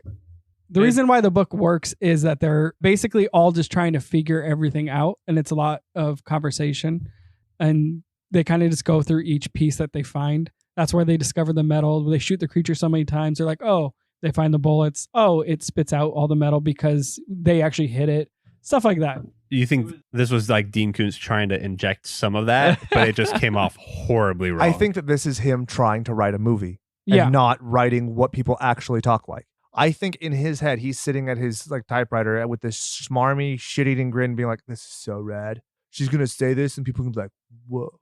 It was at this point that I literally text Jake and was like, the writing in this is fucking awful. Yep. It's true. You'll have no argument for me. But Stephen King can't write a fucking screenplay to save his life either. It's a different medium for a Oh, reason. yeah, definitely. So after all that happens, we cut to the city, and we're at Wide World News. The FBI is coming to talk to Dr. Flight, who's running basically a tabloid with crazy stories in it. Such as the world will evaporate by 1999. Right. Oh, Uh-oh. fuck. It's we're late. We're 20 years late. Isn't it disgusting to think that was 20 years ago? Yeah. How old do you feel now? Old as fuck. I'm So- older than all no. you. Shut up. You're gonna die. You're gonna evaporate, dog. Yep. So the FBI are asking him about the ancient enemy that we saw written in lipstick on the mirror. And they basically tell him that you have to come with us. It's a matter of national security. Come with me if you want to live. I kind of wish that they showed like the FBI or whatever trying anything else to show like, because the way that this is presented, they just go to the fucking crazy guy. Right. In the book, like he wrote this thing 20 years ago that's like brilliantly describes it all. So it's like he was the expert. But now this guy has such a track record of being like a lousy shit that you would just throw it off with the bathwater. So I like the idea like, oh, we went to a fucking Swami. We went to a Sherpa. We asked all these people. The Dalai Lama doesn't know, but he sure can text or tweet a lot. Yes, because in the book, he is a professor that wrote this as like part of his professor whatever stuff. And then he just stopped teaching. So that's it. It's not like he's a crazy person. And now we cut back to the sheriff's office, and everybody's holed up there, and they put all the body bags in another room. So they kind of cut from the room where they're sitting and talking, and there's a cut to the body bags in the room, and there's like water dripping, and then back to them talking. And this is where we find out that Batfleck went to Harvard and the FBI. So why is he in this town? We learn about the kid in the closet with a toy gun. He carries around a picture of the boy. Creepy. He deserves to be remembered. With holes. Sorry. Oh, not cool. Dude, you adding the plural makes it so much worse. I'm sitting there thinking of like the Cure song Killing an Arab based on The Stranger, where it's like he shoots him once, he has a defense. Shoots him 5 more times. Yeah, because he's talking about the holes from shooting him. Ew, what the fuck, Brian? Dude, put your shirt back on. The uncle joke was like 20 minutes ago. I What was the fuck? referencing something Chad was saying. Did you mean it to mean porous holes that are moist for the picking? No. See? Nobody What? thought that, dude. But Jim, did you think that? No. as soon as I saw his face, I knew that's where it was going. Dude, Brian, Come on. who's your health insurance provider? We're going to find you a counselor. Why am I the bad guy in the room now? You're talking about porous, like gelatinous holes from little boys Oh. in a closet. That was R. Kelly, man. Yeah, not Brian at all. Oh. Different guy, dude. I get Brian and R. Kelly confused all the time. So back to Batfleck and Board. Board asks Batfleck to escort her to the bathroom. So he goes in and checks it out. And then they cut back to the body bags and the water dripping more. And then Board takes out a cigarette and drops it into the sink. And there's some sound coming from the sink. And so she's looking in and she hears a toilet flush. So she turns around and gets all tense, seen to opening the stall. And there's no one there. I got to tell you, I feel like that was the scariest part of this film so far. He clearly checks every single stall. She's by herself. They cut to the sink, very up close. You're paying attention to the sink. You hear a little bit of the sound. All of a sudden, you hear the toilet flush. To me, I was like, that, I would be fucking freaking out, right? Yeah, I think that's actually a pretty good point. This is the most horror thing we see because the moth thing is very sci-fi action. Right, exactly. This is something that fucks with your brain. Right. Suspense. Yeah, so after she opens it, there's nothing there. And then she closes it. And there's Creepy Stu. And he says, you want to see something? And his eyes are black. And then he's like, you are so fucking cute. Oh, so Yeah, really creepy. As she runs out and Batfleck comes in and checks the stall and there's nothing there. So they go to the body bags. Body bags are empty. And it's focusing on water dripping. And this is where they hear the helicopter and they all run outside. Right. So this part really kind of confused me because I felt like they just completely jumped to conclusion that the bodies were disappearing into the water. Right. Because all of a sudden it shows the Batfleck and the other one, not Alyssa Milano, looking at the dripping water. And then you could just see like the light bulb. Bing! And they're like, What? Right. Versus the book, they're like, how did it get through the vents? Like, how could it climb up there? And it's like, not the vent. It's because it's literally the last thing they think of. Versus Right. the movie, it's like, oh, naturally, it means this. But also the way that it's presented in the book, the water is just from the drain, not from the digestion. They don't Yes. really go into that part of it, which is another And the book, the scene where they hear voices, or they hear voices in the sink, like someone's talking, which Multiple is times. very much like it.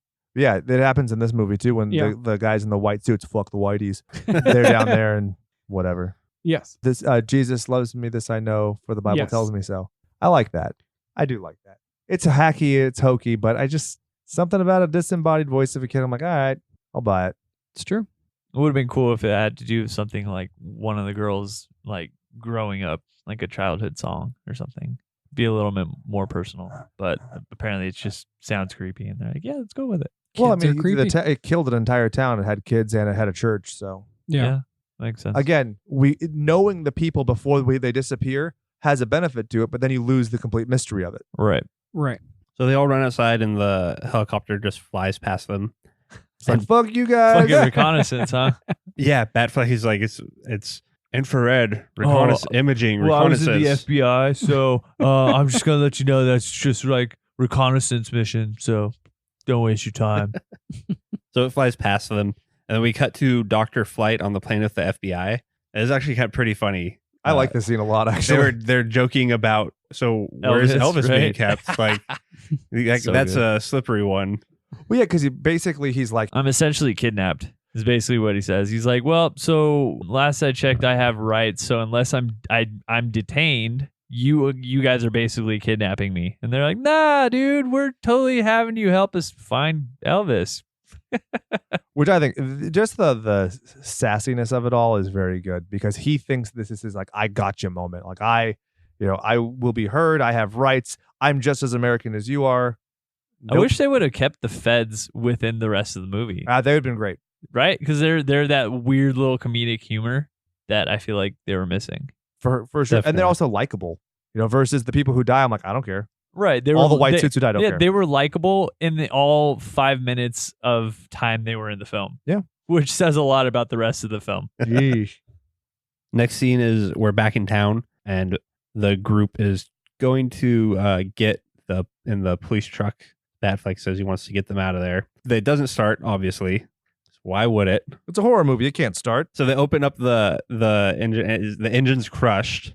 Which it doesn't look crushed. Yeah, it looks melted. It looks Melted, melted. right. Yeah, I was like, wait, what? Did they say crushed? Because in my mind, they should have said melted. So yeah. And they hear a woman screaming for help.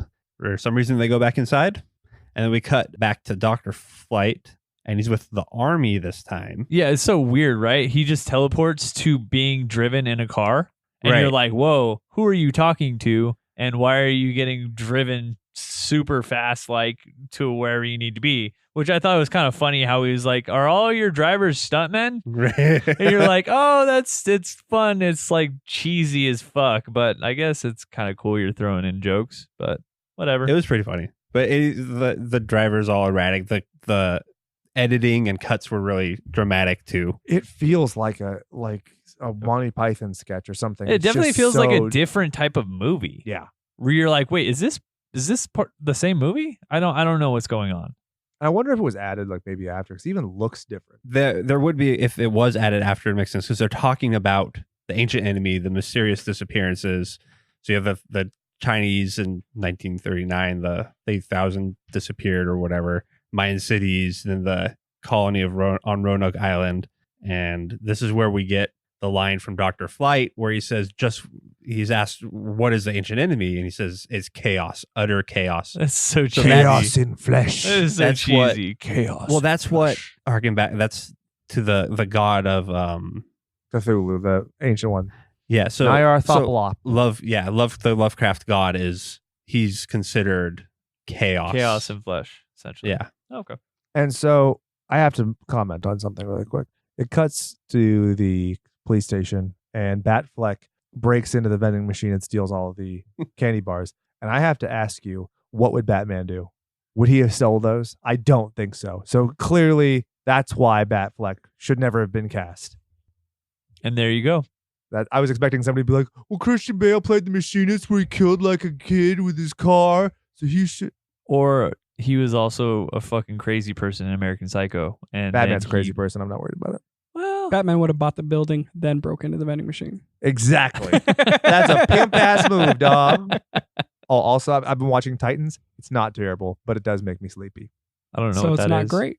It's the DC, so it's Teen Titans, but it's like the edgy grown up version. The Oh, live. You might remember that the trailer has Robin in Alley, and all the people were like, "Oh shit, it's Robin!" So look out for Batman. So he beats the ever-loving fuck out of them and like cuts him up with the batarang. And he's like, fuck Batman. Are Robin and Raven dating? No, she's a minor in this. Huh. Robin classically fucks Starfire on the rig. Huh. Mm-hmm. Doesn't Raven love Beast Boy? Don't they bang out? Like, Basically. At least in Yeah. Titans too. And, it changes a little bit. Yeah. There's also like 5 different Robins. So the current Robin is the best What are one. those- Fight me. cartoon porn things that people create, the fan fiction porn thing where they Rule 34. maybe. Rule 34 of the internet is that there's porn of everything. And if it Yeah, doesn't there's exist, you have definitely create got to it. be something with Teen Titans, right? oh, there is for sure. Chad, you're like, I definitely Oh, I know. Fair enough. Yeah, Robin has a bow staff. You know what he's doing. Beast Boy's like, see where this trunk goes, girl. I love doing this to Jim because he just breaks. He doesn't laugh at us. He He's just so breaks. red He's right "Ah, now." nah." You've looked at this, haven't you? That's No. why you're blushing. The quietness just tells us everything.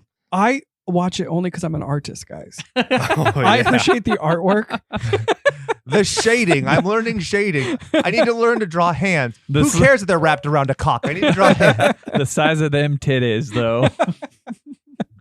It's a great study on volume. I like Yep, it. there you go. More like Asaroth Metreon Zinthos, am I right? Nobody. That's what There's Raven going to be says. like one DC Comics Yeah. fan who's like, oh! That's our one comic book fan, as evidenced by the terrible stats on Marvel Zombies 1 and 2. So I'm sorry. Next scene, we have the army is like rolling into town with their big old mobile lab. Big old futuristic Humvees that look like I Yeah. don't know what the fuck they're supposed to be. They almost look like a Winnebago, but with like armor plating. Anybody? No. No, it does. I'm not. Okay. We have the commander talking to scientists. The scientists are all in their white future suits, hazmat suits. They Something look like that. guys from ET. Yeah. Or the dudes from Evolution, which is a better movie than Oh, so much better. Not better than Love that E.T.. movie. this. Evolution's better than ET. Not better than ET. Yeah. Evolution is better than ET. Okay. I can prove it mathematically. Oh, ET is awful. Also, did you How know, dare did you? you know the kid who played Elliot plays Jack Torrance in Dr. Sleep? Really? Yep. Full circle. Make you feel old as fuck. Yeah. Cool. So E.T. should have touched his fucking noggin and cured him of his alcoholism. Am I right, dog? Moving on. E.T. shine on. E.T. is it here, Mrs. Torrance? What a nice crossover, man. I like it. I think I'm going to Photoshop that. I'll keep quiet for the next while. You enjoy. Oh man. All right. So the army is going about investigating. Well, they're scientists. They make a point to say that they're scientists. I'm a science man. I like how one of the scenes they're like, let's investigate all of the different strange occurrences within the town. It shows them holding a little Geiger counter. yeah, that thing over a blender going off. I And love they're it like, so much. They're looking at Click, it like click, all click, click, click. perplexed. Like, this is the weirdest thing I've ever seen in my life. And you're like, really? Somebody was making a shake and then they fucking disappeared. That's all there is to it. So they all spread out throughout the town and they're checking on things. They checked the housekeeper from their house from the very beginning of the movie. They're in the church. The church is fucking cool. Yeah. I mean, that's definitely one of my favorite parts of the movie, right? Yeah, it's the second. Yeah. best Not kill. only because it shows like a holy man dying or dead, but also because of the fucking dog. Yeah, so they find more of the accumulation of metals. And this is where Dr. Flight suggests that it's undigested remains. So all the stuff that was in people were wearing and stuff. Right, like which that. makes sense because not Alyssa Milano had mentioned that, oh, there was a pacemaker. Pacemaker. And And you're there's- like, I there's- would have fucking never known that was a pacemaker. It looked like a metal plate. Right, I couldn't tell what it was. But there's golden teeth and stuff like that. Yeah, Yeah. didn't they say something about like the Nazis? Yeah, Like, it's a they- very yeah. weird comparison. right. Yeah, that was weird. Like in nobody the got book- genocided here. Yeah, in the book they also talk about all the bullets that were there as well. That's actually the biggest emphasis, I Yeah, think. because And they're there's like jewelry. because they're talking about where there's no bullets that like are hit on the walls or anything, so they're Oh, hitting okay. what they're shooting. yet there's no bullet casings anywhere that they could find or whatever. So when they actually find the big pile of metal, then there's the That's bullets where as all the well. bullets are. And they're like, oh, so they did hit something. They kind of went into that with like, oh, there's no blood. There's 3 casings and there's no blood, and Right. he should have hit something. Yeah, exactly. I feel like if they would have showed the bullets in the movie, it would have got the point across Right, exactly. way more. So anyways, the group of white suits are checking out the house, and they hear singing coming from the drain, and the scientist guy's looking down, and you get a shot from inside the drain in his face. Which is cool. Yeah, it was a cool shot, and then he gets black stuff in his face, and he flies I was hoping it backwards. was going to be acid. I know, Anybody? something. I was thinking like Jurassic Park, acid to the face. Or Yeah. Alien. Yeah, Alien as well. Probably more so than dinosaurs. But It just turned out to be a fake out, and it was black sludge. And I Yeah, love that he's like, it's just sludge. It's just shit on my face. My Usually- wife does this every week. I was going to say, usually that's on Tuesdays. This is where things After start taco going night. wrong. Oh god. Chili Tuesday. Oh. The brown taco. So we have some of the scientists checking out a house, and they're in a room with a dead guy in a bed and a bunch of demonic drawings all over the walls. I don't remember that from the book. Yeah, that was weird. Does anybody else think that the dead guy looked like Kane? Maybe it The was pro just wrestler? yes. Maybe because he was just a big bald dude. Maybe. I don't know. I hadn't thought about it. Maybe I'll definitely go back and rewatch this just for that. No, you won't. Liar. The dead guy comes alive, and we cut to guys in the sewers hooking up power to get the lab on. They're trying to tap directly into the power. They get attacked by something and get dragged through the sewers. And then we're back in the church, and this is where the dog walks in through the front door. Yeah, and nobody's concerned about a dog in a church. I'd be like, oh, you know, like I'm not a Christian guy or whatever, but I'd be like, hey, that dog shouldn't be in a church. This is Jesus's house, right? I like the way you said that. This is Jesus's house? I think think that's it what is. it is. Or is this where the Holy Ghost lives? Or is this where the no, never mind. Let's talk about Christian polytheism, shall we? I got lots of opinions. What does the dog represent, Jake? Because it's, I guess, fauna. You would say that it's the pagan deities. I like it. Very good. That's what I'm saying. I don't know that it's true. It's probably bullshit, but it sounds good. Which is So- actually how I make my money as an attorney. It sounds good. So the scientist basically is like, oh, look at the little fucking dog. Come here, buddy. Why won't you come over here? Why I is it a really want to fucking pet dog? you. Oh, man. It's like that, huh, Jake? Eh. That's when Fight's like, yeah, maybe you should not pet that dog because he has a slight hunch that maybe it's more than it seems. Yeah, and then this is where the dog's skin starts moving on his back. It starts rippling and then splits open. I think it's And- some pretty cool practical effects. Yeah, it looks pretty good. And then tentacles come out and start spearing Fucking everything the scientist in the face. in the face. Right. This is the very much of a ripoff of it. Yeah, Or and the then- thing. Exactly, The because thing. The of thing. the Right. dog. Then also, did it remind anybody else? I mean, obviously, this comes out after, but Spider-Man 2, when it's the scene with Dr. Octopus getting his tentacles removed, when it's just stabbing people through the face and Oh, yeah. marking them. What? That's so good. Thanks. So yeah, it reminded me of The Void, right? Where the creature's fucking first ends up using its tentacles to crawl across the ground and into the guy's stomach. Totally see that. Oh yeah, so good. Jim, you watched that, right? What was it? The Void. Yes. Oh, Not for a it's while, so but yeah. good. It's so good. So the alien tentacle dog kills all the scientists, and then scientists start getting back up, and the soldier just starts laying into them and shooting them. The soldier dies. Right. Well, it's funny how they show the soldiers shoot the scientist. The scientist kind of crumples over, and you're like, oh, hey, look, you fucking killed one. That's really cool. And then it just stands back up and just fucking decimates him. And it shows like the slow-mo of him like flying in the air like a fucking frisbee. And he just bounces off the walls, and there's bullets ricocheting everywhere. It's kind of a crazy scene. I like it. It definitely ups the stakes. Like, you can tell parts where it's like, oh, that's a lot of the budget. That's about 40% of that budget right Yeah. there. Definitely. But you know, it was worth it because it's definitely memorable. Yeah, I think that they could have paced it a little bit better. Yeah. They Oh, put yeah. something in the front. The worst part of it is when the creature actually stabs him in the face and then it pumps the ooze into him. It's doing like the big like like yeah, and it looks really stupid. Yeah. If they just stabbed him, and that would have been fine. So after the soldier gets killed, the Dr. Flight is the only one left with all of the tentacly scientists. And one of them opens its mouth and just the descended voice comes out. It says, "Do your research, write the gospel." and it looks so dumb. It does. Yeah. It's I felt like it would have been ventriloquist so dummy. much better if they would have just had somebody talking and then just edit the voice Yep. into something else. Completely agree, because it just comes across as like it looks like a Billy Big Mouth bass. Ah, It just, yeah. I mean, obviously, a lot of this stuff seems phony, but even more so here. And then over the next, bit, you have the situation where Copperfield is there, and there's the two black puddles that appear out of nowhere from underneath him that are CGI that look terrible, but it pierces his suit, and it's a cool little effect. That looks pretty cool how he's Yeah. getting stabbed in multiple areas. And they're like pulling it. It's great because it's a practical effect. It's obviously just a close up where they're pulling a fake tentacle through fabric, but it looks like it's pulsing through.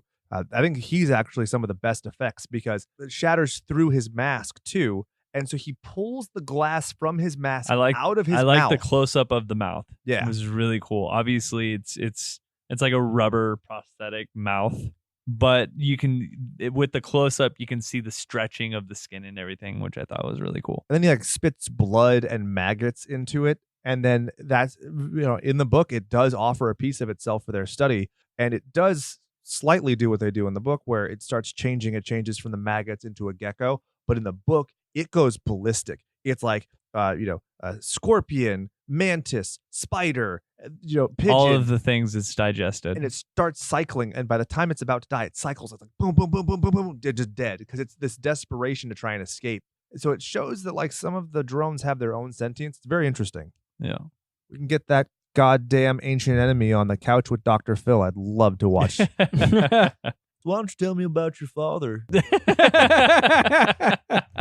So after it spits the gecko out into its hand, and then it talks again. It says, "My flesh, study it, write the gospel, but do not try to leave witness to the miracle." So it's more of his learning more of like this thing thinks it's a god. And then they start to realize the whole idea of like what they refer to as the flatworm theory, which is basically an idea where they fed flatworms that went through a maze to another flatworm, and it suggests statistically, it was more often than not, but still not a huge probability, that the other flatworm that ate the other one would choose the right way. We're not talking about 100% accuracy, but it's a fun little idea. And I think that the idea of educational osmosis through eating is fine. The way it's talking right here kind of reminds me of something that like a fanatic would say, or like a false prophet, somebody who's trying to lead a bunch of the masses into supposed eternity or eternal glory or whatever. So you have somebody like Jimbo Jones, right, who kills everybody by drinking the Kool-Aid. Yep. I can imagine like if it like killed some sort of zealot or false prophet that could have that kind of lingo, basically. Yeah, in the book there's the biker dude, and he basically like adds the pseudo religion, kind of talking about it being like a god, and you think he's gonna be the prophet, but doesn't happen. Yeah, he's an actual devil worshiper, and he thinks that the creature is the actual devil, and so he's like worshiping it. Yeah, that makes sense. But in the book, the creature also kind of talks about how it's eternal because it's never known anything close to death or anything, and so it's like, if you're part of me, you are eternal, sort of a thing. So then you get that as well. Even in the movie, he says, "Only in me you can achieve immortality." Exactly. Right. That sounds like something a crazy person would say before he gives them cyanide. Or 50% of all religions. You all, went there. All people. So they go into the lab, and because Dr. Flight needs to analyze the flesh of the gecko. Lab stability is threatened. Lab stability is threatened. How is there that much reverb if the fucking truck is like 5 cubic feet? What I think is great is how there's like all of these fucking screens everywhere, and it looks all like advanced, and then you have this old school fucking keyboard, like clickety clack, clickety clack, clickety clack.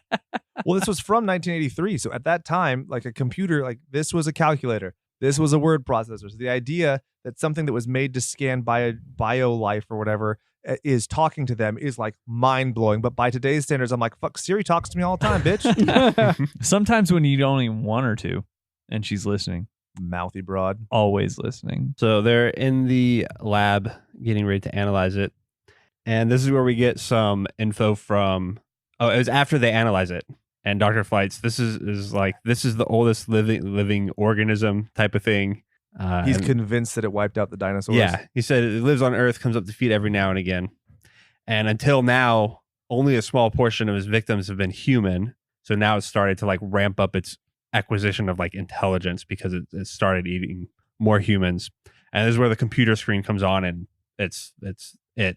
Sorry to interrupt. Is this where you have the fun little interaction? I have it written down here. All right, enough. It's not a god. It's not a devil. It's just a fucking animal, and any living thing can be killed. But this thing is what wiped out dinosaurs, which were pretty tough fucking customers. Pretty much just like that. Basically. Yeah. You said it with the exact correct inflection. Probably. So then they talk about Biosan 14, and they conveniently have it on the bus, which makes way more sense. The idea that the fucking enemy allows them to call and have stuff transported, it takes a long time. It doesn't make sense. They have it, rather than doing spray guns, they use dart guns. Clearly it's made out of fucking PVC pipe and it looks faker than Peter Jackson's guns in Bad Taste, but what the fuck ever. Did you guys think it was funny how it was watching him grab the guns the entire time? And you're like, at any time you can stop him. Yeah, Well, he knows that, which is kind of interesting. Yeah, because even in the book it talks about it knows nothing of actual death Like for weapons. itself. So it's like it would have it knows it has weapons, like it's been shot at and all that, but he feels like, or it feels that there's never been anything to ever harm it in any way. So it's like, So it's like, just what go would you ahead care? and fucking flick me. for Yeah, all I pretty care. much. Did you guys like the dog with like the maggot CGI eyes? Yeah. CGIs? I thought that was pretty neat, actually. It was weird, but cool. I was telling the old significant other that one of the best things about this movie that I can tell up to date was when the dog basically walked up to him and sat there like a good dog and watched everything he was doing. I was like, wow, they at least taught a dog how to properly behave itself. So bravo. So then Flight goes to the manhole, and he's the one who lures it out by being like, if I'm supposed to talk about you, I gotta see you. Which is pretty clever. Why not?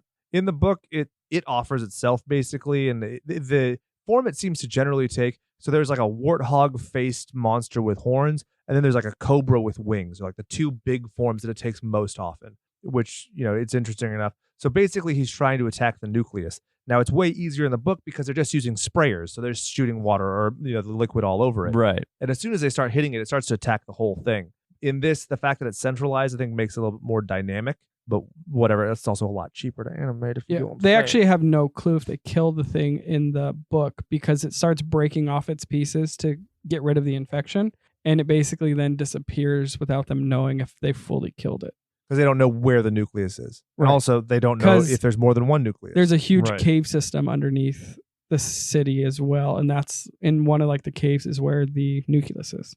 Because they talk about where it does have like a central brain. It even talks about its desire to go through back to the ocean. Yes. So I like to think that it escapes, but then I'm also the guy who thinks that there's at least one spider egg at the end of it. So I like the ending of this movie better than the book for that reason. I can see that. I always love the end question mark. Oh yeah, absolutely. The end, and then the stupid gimmicky in every other fucking horror movie is kind of played out. Yeah. So then you go, it shows one person appear, and the doctor's like, oh my God. And then all of a sudden, fucking a million of them appear. Actually, not a million. It's like, what, the 4,000 people there in town? He's like, pip, pip. So they all mass together to create this giant entity. And that's when fucking Batfleck and Nautilus Milano pop out of nowhere. And fucking Like SEAL Team 6, go! right, blast They're like, him, you didn't know how guns worked 20 minutes ago. What the hell happened? blast him a couple times. I can just imagine her just shooting off into the air. She shoots Ben Affleck in the back of the head, and he's like, So it attacks. Oh, then Flight goes, infected! it starts attacking everybody, flips over a car, which I feel like is like, Fuck again, this, fuck you again, guys. probably a good portion of their budget went to this poor car that they probably got at the dump yard. It ends up retreating back into the sewer system, and then that's when they run back inside. Not Alyssa Milano and Board run away back into the is it the cop station? The sheriff station, yeah. right? Because they're like, fuck this shit, too much stuff's going on, and that's when Deputy Creepy appears again. Mm-hmm. Right? And he's like, hey, what's up? I get myself a little 2-for-1 action here. I like it. Let's go ahead and do it. Right? And when they empty their shotguns into him, they just keep going and going. And it's the I Fall to Pieces singing. right. That whole scene just reminded me of Shaun of the Dead, where they just keep hitting Mary. Yeah, I can see that. I can see that. It's just so overkill, but Yeah, it's cute. And he even just adds the little things at the end. He was just like, ouch. That actually hurt a little bit. Well, it makes sense because he is the voice of the ancient enemy who feels like basically a god. But I gotta say, the tentacles in this scene are the best in the movie. Oh, They absolutely. look rad. Yep. And basically, it's just wrapping a tentacle around something, pulling it off, and then playing it in reverse. Yeah. But it looks awesome. It looks They're good, yeah. disgusting. I liked his line when he first showed up too. He's like, "You wouldn't shoot an unarmed man, would you?" Yeah. And they cock the guns. He's like, "That's a dumb question." yeah, absolutely. And then he bellows, "What did you do to me?" As they shoot. The What shit did he all over say? him. Did you slip me a Mickey? Yeah. I Like I was you like- wish, Pervo. What's a Mickey? Oh, a roofie. Got it. Oh yeah. A Cosby, if you will. No. Jello, no, you didn't. The proof is in the pudding. Putting it where it doesn't belong. Oh man. So he ends up crawling after them, and he says something about how low can you go as Yeah, he's he's like limboing. crawling underneath something. It's so fucking good. It's basically a head with tentacles, just like Faculty. Going back to another slash Like Faculty, like Mars Attacks. Yep. So like the yeah. thing, kind of. Right. So they shoot into the ceiling, right? And then they climb into the attic, I guess. And that's when he climbs up there after him. And she ends up taking the dart and fucking shooting him right in the face. She puts it in the shotgun. Yeah. Well, It yeah, like explodes right at through the it and end, splatters all right? over him. Yeah. So great. It's Nar. And so he dies. It's Nar. So Then you have Batfleck, who's like, I need to fucking end this shit. I'm going to go back into the sewer and we're going to fucking fight. We're going to duke it out. So he goes down into the sewer and he gets to the nucleus. And does this remind you of Event Horizon at all? Yup. Okay. A lot of people online said so too. Yeah. Okay. Yeah. Right. It's like the creepy little kid, the girl. She's like, oh my God, it's my kid, blah, blah, blah. A total Event Horizon-ish. Oh yeah. So he's like, oh, so you're going to shoot a kid again? How fucking original. He's like, well, I don't think so. And he like backhands him with his fucking tentacle. Batfleck goes flying. And then he grabs the little syringes, right? And he's like, oh, you're going to fucking shoot me with this shit? Fuck you. And then he has a gun. He's like, well, I'm not going to shoot you. I'm going to miss on purpose, bitch. And then he shoots the syringes, right? He gets spritzed just a little bit. Just a little but bit. then dies. Just enough. Just enough. But there's nothing saying the nucleus is in there. In the book, there's at least a suggestion the nucleus might be at the head of the snake or whatever. In this, it's like, why would the nucleus take the form of a little kid? Whatever. Yes. That gives you the ending that I like, so I'll take it. Or does it? Because it's not over yet. So there's like a bunch of shrieking going throughout town. So it was basically just the thing dying or receding, whatever was happening to it. Dr. Fight miraculously lives, and he goes on to live a prosperous life and or career. He even acknowledges that the entity won because now he's going to talk about it, which is what it wanted in the first place. And he's on his talk show. Which is on the at the bar. And then you have these two, is it two women? Or is it No, a guy and a girl? It's a guy and a girl. Guy and a girl. The girl's pretty foxy and the guy's not. So it was very weird when they were talking about, do you believe that crap? Asks the old cowboy. I don't know, says the cowgirl. Stranger things have happened. Patty said Glenn was abducted by aliens. The cowboy scoffs. Glenn wasn't abducted by aliens. He run off to Los Angeles. And if you was married to Patty, you'd run too. A strange wheezing snicker is heard out of the other end of the bar. The other two look in that direction, and the girls ask, does that sound funny to you, officer? Stu Wargle stifles his laughter and swallows one of the peanuts he's been eating with his beer. No, ma'am, he says with a mocking snicker, then slyly adds, hey, you want to see something? It's my dick. Meanwhile, Zip flop. Woo. meanwhile, the ending of this movie probably had the best writing. Yeah, it's the best part. Yeah. But like, it's funny because I realized that two of the best things that Liev Schreiber has ever acted in has been at a bar. When he plays Sabretooth, like carving the smiley face into the bar Yeah. in Wolverine Origins, that's like amazing to me. And this is amazing. It's awesome. That's career highlights on a bar stool. The book ending is really dumb. Not even just with the killing of the ancient enemy. What happens in the book? There is the serial killer that escapes and the biker. Yep. They are like worshiping the creature, They and become homies. while the creature's dying, he's like, "Hey, go kill the people that attacked me, and I'll protect you." And so they go like to the hospital to shoot up all of them, and of course that's when the cop like gets over his fear of killing someone because he saves the girl and shoots the bad guys. And also, he has a son that's been in a coma, so they're going to kill the son in That's a when- coma. Yeah, Wow. That's Yeah. when Danny Glover actually uses the revolver and kills somebody again. Basically. right. And then it's weird too because they start the serial killer guy starts to think that it's not really a god because he gets like an infection and he's basically dying. So the whole thing is just odd and then it just ends. But the book is way more definitive that it's over versus the movie. I love the cliffhanger. I mean, it's super fun. They never had to make a sequel. My imagination did the whole sequel. You want to hear it? No, it's too late in the episode, Brian. Stop tempting me to ramble. Ramble. All right, guys. This was a lot. Tragic. You didn't even Jimbo. ask me. Yeah, I'd say tragic. Chad. Movie, yes, tragic. Yeah, movie, tragic, book, classic. Yep, agreed.